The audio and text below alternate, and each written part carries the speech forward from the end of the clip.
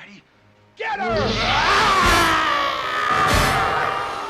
10 must-watch scariest monster movies released in 1984. If you think about it, American Horror Story 1984 and Wonder Woman 1984 are both set in the same year, and these two are just the tip of the iceberg that is Hollywood's obsession with the year 1984. The year provided us with some of the most memorable horror movies, if not the most horrifying. From scary flicks like Nightmare on Elm Street and Gremlins to pure horror comedies like Ghostbusters and The Toxic Avenger, the year 1984 had a bit of something for everyone. While it may seem that 1984 was a simpler time than 2022, the truth is it had several issues like the Cold War, the threat of a global nuclear catastrophe, the assassination of the then Indian Prime Minister, and much more. All of these events found themselves making their way into contemporary films in some form or another. And in this video, we will explore the 10 scariest movies from the fateful year of 1984. All hail George Orwell. Let's begin, shall we? But before we go into our explanation, we have a very small request. If you like our content, please support us by subscribing to our channel. This is a small click for you, but for us, it means a lot. Thank you, and let's begin.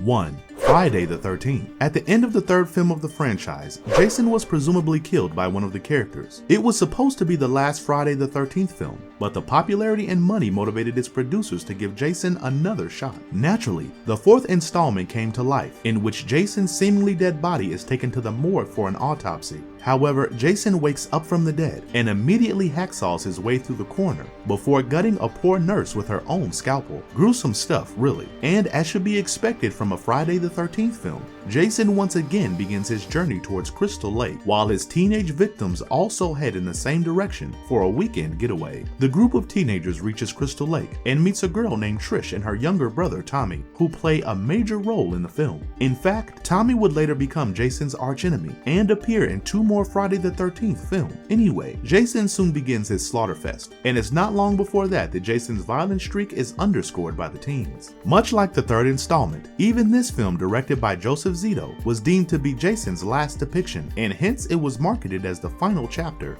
However, fate wanted more Jason in this world, a lot more Jason. Nevertheless, the final chapter will receive full marks for effort, but there was little to no novelty in the film's plot. The Tommy angle was something no one expected, and they'd later make him Jason's nemesis. But apart from this, the final chapter had very little to put on the table. Having said that, it is one of the best films of the franchise, if not the best. Speaking of Jason, don't forget to check out our other video on Jason Voorhees, his mother, and the rest of the franchise. Please, God.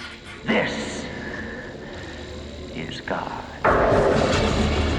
2. A Nightmare on Elm Street. Imagine a monstrosity that haunts you, not in the real world, but in the mysterious, shadowy world of dreams. That's what made Wes Craven's A Nightmare on Elm Street an invention that inspired several future films. The film begins with a teenage girl named Tina Gray, who wakes up from a terrifying nightmare in which a horrid figure with razor-sharp blades for fingernails attacks her. The next day, she wakes up with 4 mysterious slashes, which made it clear that the attacks she suffered in her dreams were carried into real life. It wasn't long before that Tina was finally killed by the mysterious figure. The following day, one of Tina's friends, Nancy, experiences a similar episode when she sleeps in her class. But Nancy knew better than to remain asleep. She deliberately came in contact with a hot pipe in her boiler room dream and woke up with excruciating pain, only to find an actual burn on her arm. Soon, Nancy finds out that the disfigured man from her nightmares was once called Freddy Krueger, a child serial killer who took the lives of around 20 children. Although he was released by the court on technical grounds, the victim's parents burned him alive. It became evident to Nancy that Freddy had taken the form of a vengeful ghost who was trying to quench his psychopathic thirst for killing. Director Craven took the simple idea of sleep and painted it with marvelously insidious colors to provide the 80s audience with a fresh experience, which had both gore and food for thought. The struggle to differentiate between reality and dreams was depicted through the lens of promiscuous teens and morality play. Despite becoming one of the more successful franchises with 6 sequels, 1 boot, and 1 crossover with the Friday the 13th franchise, Craven's original will always remain the best of the lot, and for the right reasons. Freddy Krueger was played by the legendary Robert Englund, who is set to appear in the 4th season of the popular Netflix show Stranger Things. 3.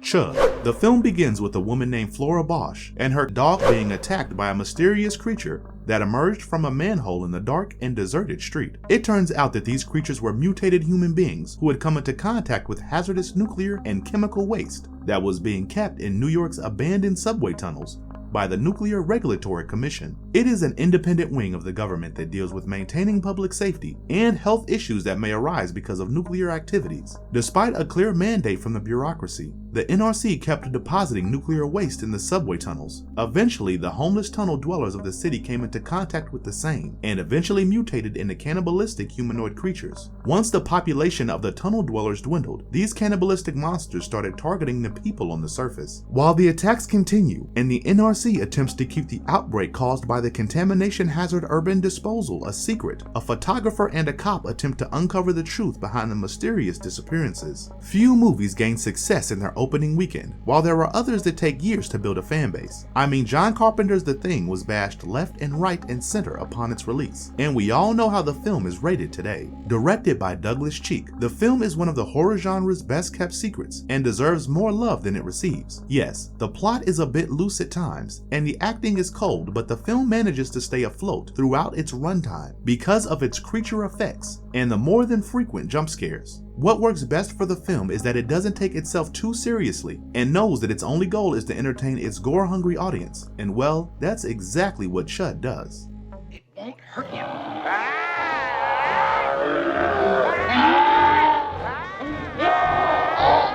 4. Ghostbusters. Parapsychology professors Peter, Ray, and Egon experienced their first ghost at the New York Public Library. However, their claims are refuted and they are fired by the dean of Columbia University. Out of work and determined to make a difference, the trio take up arms. More like nuclear-powered weapons to trap ghosts and contain them. They monetized their skills and started a venture called Ghostbusters to conduct paranormal investigations. Although the business was initially not very promising, their big break came when a cellist named Dana Barrett encountered a dog-like demonic entity that said the word Zool. The Ghostbusters then began their research on Zool and found that it was the name of a god of destruction from another realm, and the dog-like demon was a demigod and Zool's servant. Not before long did strange events begin throughout the city, and the number of ghostly encounters surged rapidly. Ghostbusters become famous for their skills, but they must buckle up for a challenge that's larger than anything they had imagined. To say the least, what The Exorcist is to horror, Ghostbusters is to horror comedies. I mean, it was the top grossing comedy film until Home Alone broke its record in 1990. With 2 animated shows, a sequel in 1989 and 2021, and a reboot in 2016, the film has made a place in the hearts of everyone who has had the luxury of watching it. It was essentially directed by Ivan Reitman, but it can be said without doubt that Bill Murray stole the thunder from everyone, including the directors and maybe even Sigourney Weaver. Having said that, the film was far more intelligent than initially perceived, and it serves as a soft satire on subjects like capitalism, inequality, pollution, immigrants, etc. We implore you to rewatch it with these things in mind, and your love for Ghostbusters will only increase.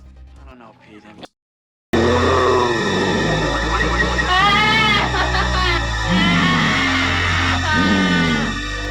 6. Toxic Avenger. We've been obsessed with the Avengers for quite some time, and now there are other superheroes joining the foray. But much before MCU and DC movies took the world by storm, there existed a strange superhero who went by the names the Toxic Avenger and the Monster Hero. Well, this guy fighting crime and criminals used to be a 98-pound adult named Melvin Junko III. Back when he wasn't a superhero, he used to be bullied by 3 members of the health club, where he served as a janitor. On one fateful day, things went out of hand, and Melvin found himself neck deep in a large drum filled with toxic waste. Although his body was on fire, he managed to douse it in his bathtub. The waste and the fire should have killed Melvin, but instead, he mutated into a muscular and powerful man, albeit with a horrendous face. That was how Melvin, the meek guy, became the mighty and monstrous hero. Melvin began dispensing his vigilante style of justice and ended up falling in love with a beautiful blind girl whom he had recently rescued. With its maniacal and farcical sense of humor, what Shaun of the Dead does to zombie movies, Toxic Avenger does to superhero films, especially the likes of Deadpool. This low-budget B-movie became a surprise hit at the box office, and the producers couldn't help but reel in the success with several sequels. While the sequels are not really worth mentioning, the original took the 80s crowd by storm, and today, the Toxic Avenger has a strong cult following. A proof of the same is the fact that Legendary is working on a movie that will reimagine Melvin's adventures from a contemporary standpoint. As you may very well know, it's going to star Peter Dinklage, who has been creating a strong resume after his excellent performance in HBO's Game of Thrones. Oh shit.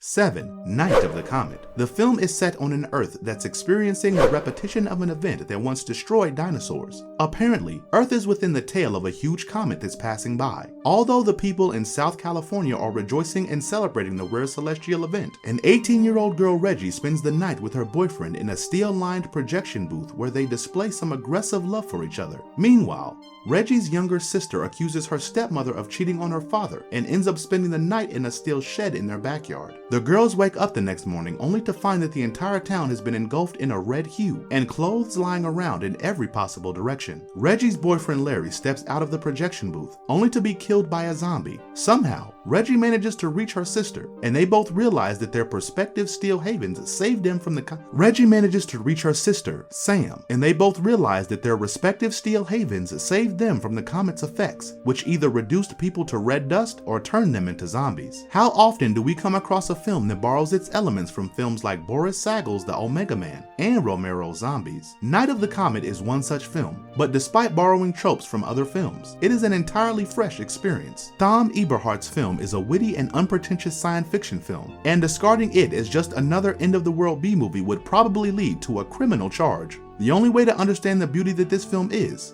to watch it.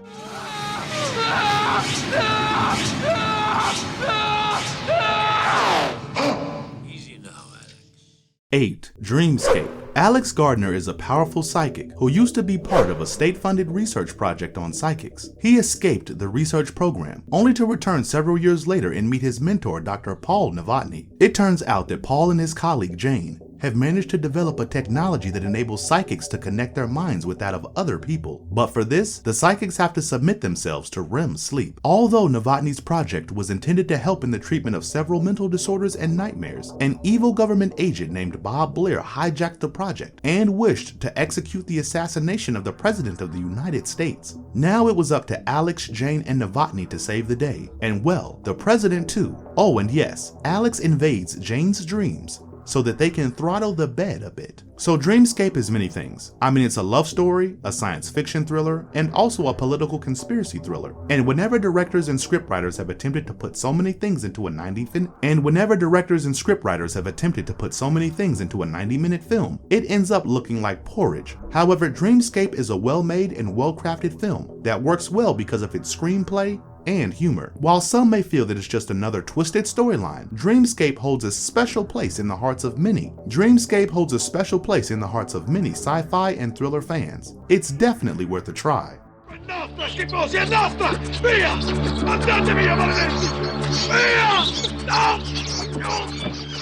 9. Rats, Night of Terror. According to the film, Earth was left in a dystopian state after a nuclear holocaust that took place in the year 2015. However, the film is based 225 years later, in the year 2240, when the Earth has been divided into two groups of people. The affluent live comfortably in underground cities, while the poor or the new primitives live on the surface, under the scorching sun. Under these circumstances, a group of 11 people come across a piece of land that was still fertile and blooming with fruit trees, a water reservoir, etc. They did notice that the place also had rotting cadavers, but their hunger for fresh food and water overpowered their fear of death. They all settled in the abandoned village, unbeknownst to the fact that a large horde of hungry mutated rats were waiting to feast on them. These people will have to go a long way to save themselves from man-eating rats, but will they survive? Bruno Mattei is known for his exploitation films, including several controversial nunsploitation films. Nevertheless, Night of Terror is one of his more watchable films, and thankfully for the right reasons. No, the film doesn't aim to win an Oscar or anything else for that matter. What it does correctly is that it does not take itself too seriously while trying to make each sequence unique in its own special way. There's not much to take away from this one, but you'll have a blast if you turn on Night of Terror on a Saturday night with a few chilled ones.